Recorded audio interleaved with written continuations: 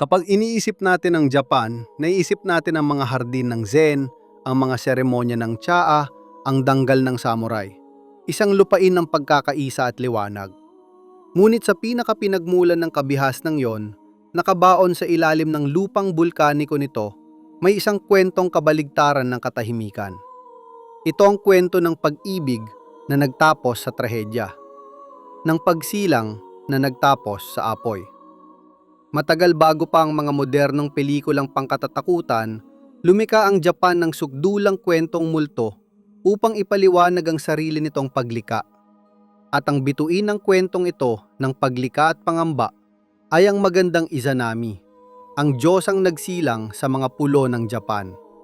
Ngunit siya rin ang nilalang na nangumpang sa sakal ng 1,000 tao araw-araw, bawat araw. Siya ang tagapaglika at ang tagapagwasak. Ang tapat na asawa na naging mapaghiganting halimaw sa kadiliman ng daigdig sa ilalim.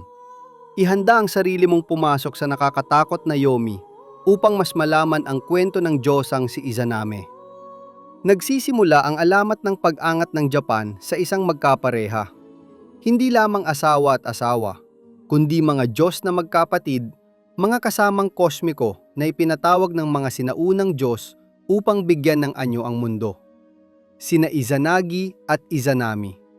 Nakatayo sila sa lumulutang na tulay ng langit, nakatitig sa kawalan, at magkasama nilang hinugis ang karagatan gamit ang sibat ng langit at nilika ang unang matibay na lupain, Onogoro.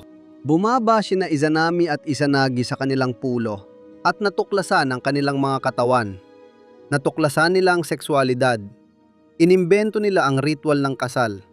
At mula sa pisikal na pag-ibig na yon, hilaw at banal, isinilang ang mga pulo ng kapuluang Hapones.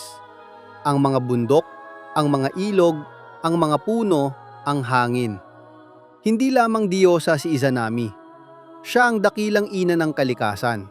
Siya ang mismong sigla ng buhay, ang sinapupunang pinagmulan ng lahat ng kagandahan ng Japan. Masaya sila. Perpekto ang mundo. Ngunit ang paglika ay humihingi ng sakripisyo. Ang trahedya ni Izanami ay nawinasak siya ng sarili niyang nilika. Matapos niyang isilang ang mga pulo at ang mga Diyos ng kalikasan, ipinagbuntis niya si Kagutsuchi, ang katawang tao ng apoy. Ngunit hindi kayang ikulong ng banal na sinapupunan ang pagkapaso. Habang siya'y nanganganak, si Izanami ay nasunog ng buhay mula sa loob palabas. Isipin ang pagkabiglang pangkultura nito. Sa karamihan ng mga mitolohiya, ang mga Diyos na tagapaglika ay immortal, hindi magagalaw. Sa Japan, namamatay ang ina ng paglika. Namamatay siya sa parang puno ng paghihirap at tahihiyan. Sa kanyang huling mga sandali, habang ang kanyang katawan ay natunaw at naging mga likido, may mas marami pang mahiwagang nilalang mula sa pagkabulok na iyon, at marami sa kanila ay mga yokai. Itinuturo ng alamat na ang buhay ay tumutubo kahit mula sa pagkabulok. Si Izanagi, baliw sa dalamhati, ang gumawa ng unang pagpatay sa kasaysayan. Pinatay niya ang sarili niyang anak at ang tagapagbitay ng kanyang asawa, ang apoy, nang nagkahiwa-hiwalay na piraso ay naging mga bulkan. Ngunit hindi may babalik na mga luha ni Izanagi si Izanami. Nakatawid na si Izanami sa hangganang hindi na matatawid pabalik. Wala na siya sa daigdig ng mga buhay. Bumaba na siya sa Yomi. Huwag ipagkamali ang Yomi sa impyernong Kristiyano. Hindi ito lugar ng apoy at moral na parusa. Mas nakakabagabag pa ito. Ang Yomi ay daigdig ng takip silim, ng karumihan, ng nakatenggang pagkabulok. Dito napupunta ang lahat ng namamatay, mabuti man o masama. At doon itinulak ng baliw na pagtanggi sa pagdadalamhati. Nagpasya si Izanagi na pumunta. Ililigtas niya ang kanyang asawa. Ang pagbaba ni Izanagi sa daigdig sa ilalim ay isang klasikong tema, kahawig ng mitong Griego nina Orpheus at Eurydice. Ngunit ang wakas na Hapones ay higit na karumal-dumal. Nang matagpuan niyang mga tarangkahan ng madilim na palasyo ng Yomi, nakiusap si Izanagi. Minamahal ko, hindi pa tapos ang mga lupang nilikha natin. Bumalik ka sa akin. Mula sa mga anino, malungkot na sumagot si Izanami. Masyado kang nahuli. Nakakain na ako ng pagkain ng Yomi. Isang napakahalagang konsepto ito. Ang pagkain ng isang lugar ay nagbubuklod sa iyo ron magpakailanman. Si Izanami ngayon ay pag-aari na ng kamatayan. Nagbago ang kanyang katawan. Nagbago ang kanyang diwa. Ngunit nagpumilit si Izanagi. Bulag ang kanyang pag-ibig. Tumanggi siyang tanggapin ang pagkawala. Sa harap ng pagpupursige ng kanyang asawa, pumayag si Izanami na kausapin ang mga Diyos ng Yomi upang hilingin ang kanyang paglaya. Ngunit nagtakda siya ng isang kondisyon, isang ganap na bawal.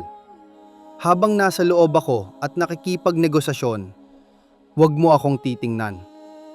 Ngunit naiinip si Izanagi. Kailangan niya siyang makita.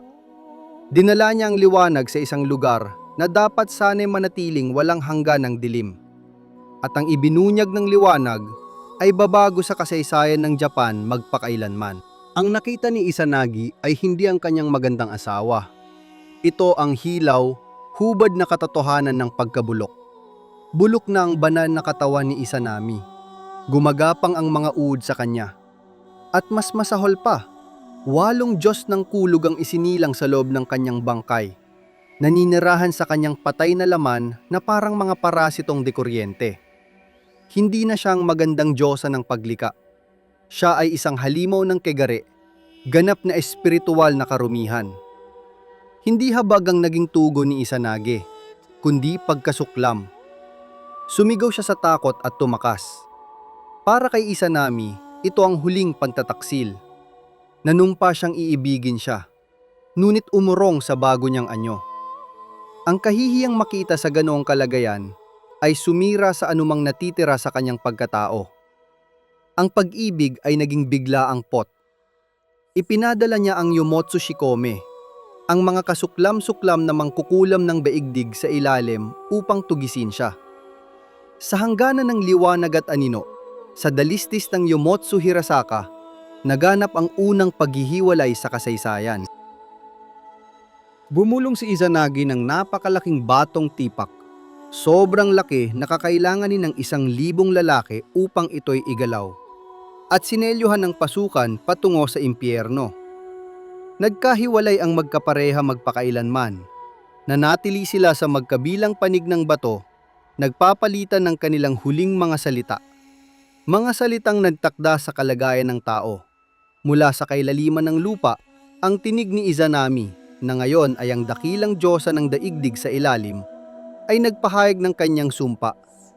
Minamahal kong asawa, dahil ginawa mo ito sa akin, nanunumpa ako. Araw-araw sasakal ako ng 1,000 tao mula sa iyong kaharian. 1,000 tao ang mamamatay araw-araw sa aking mga kamay. Ito ang pag-imbento ng pagiging mortal. Bago noon, hindi likas ang kamatayan. Ngayon, ito'y isang katiyakan. Ngunit si Izanagi, muling tinindigan ng kanyang anyo bilang amang makalangit, ay sumagot hindi sa pamamagitan ng karahasan, kundi sa pamamagitan ng paglika. Minamahal kong asawa, kung papatayin mo ang 1,000, gagawin kong ang mga babae ay manganak ng 1,500 araw-araw. Ito ang pangunahing ekwasyon ng pag-iral ayon sa Shinto. 1,000 kamatayan, 1,500 kapanganakan. Kailangang mas marami ang buhay kaysa kamatayan. Kailangang mapagtagumpayan ng paglika ang pag-urong sa kawalan. Kaya't nakuha ni Izanami ang kanyang kaharian, siya ay naging Yomotsu Okami, ang dakilang Diyosa ng Yomi. Ang di maiiwas ang reyna na ating lahat ay patungo. Bagamat siya'y naghahari sa ilalim ng lupa sa isang kakilakilabot na nasasakupan, si Izanami ay hindi dyablo ng Japan. Sa Shinto na Japan, walang ganap na kasamaan, kundi kawalan ng balanse at karumihan. Ang kamatayan ni Izanami at ang kanyang pagbaba sa Yomi ay nagbigay sa atin ng 2 pangunahing bagay. Una, ang pangangailangan ng paglilinis. Nang lisanin ni Izanagi ang daigdig sa ilalim, hinugasan niya ang sarili sa ilog upang alisin ang dumi ng kamatayan. Mula sa paliligo na yon, isinilang ang pinakamahahalagang Diyos ng Japan, si Amaterasu, ang Diyosa ng araw, at si Susanoo, ang bagyo. Ipinanganak ang liwanag bilang tugon sa dilim. Hanggang ngayon, Bago pumasok sa isang dambana, bawat Hapones ay naguhugas ng kanilang mga kamay at bibig. Inuulit nila ang kilos ni Izanagi. Ang ikalawang aral na ibinigay sa atin ng alamat ni Izanami ay ang ganda ng pagiging may hangganan. Mahal ng mga Hapones ang mga bulaklak ng seresa, hindi dahil maganda sila, kundi dahil nalalaglag sila. Mabilis silang mamatay. Si Izanami, ang ginang ng Yomi, ang tumitiyak na walang anumang tumatagal magpakailanman. At tiyak na dahil mamamatay tayo, dahil makakatagpo natin ang dakilang ina sa dilim, kaya napakahalaga ng sikat ng araw ni Amaterasu. Siya ang aninong nagtatakda sa liwanag. Ang inang, kahit sa kamatayan, ang nagtatakda kung paano tayo nabubuhay.